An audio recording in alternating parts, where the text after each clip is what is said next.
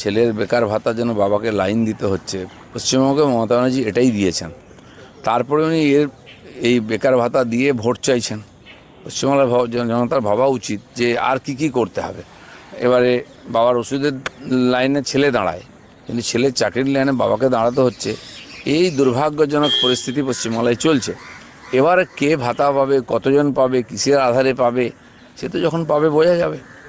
এটা আড্ডা আর ভাতা দুটো আলাদা জিনিস। ভাতা হচ্ছে লোভ দেখিয়ে লোককে নিয়ে আসে।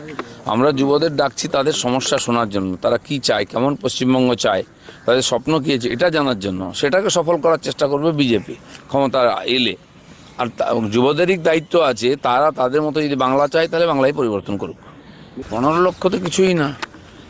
1000 চাকরির জন্য 15 লক্ষ লোক পরীক্ষা দেয়। সে তো ক্যাটাগরিক্যালি থাকে। এখানে তো কয়েক গুণ হবে এই সংখ্যাটা। এখন তো আসল সংখ্যা কোটি পার হয়ে যাবে। তো হয়তো উনি জানতে চাইছেন কত বেকারকে উনি রাখতে পেরেছেন পশ্চিমবাংলায়, তার লিস্ট তৈরি হবে।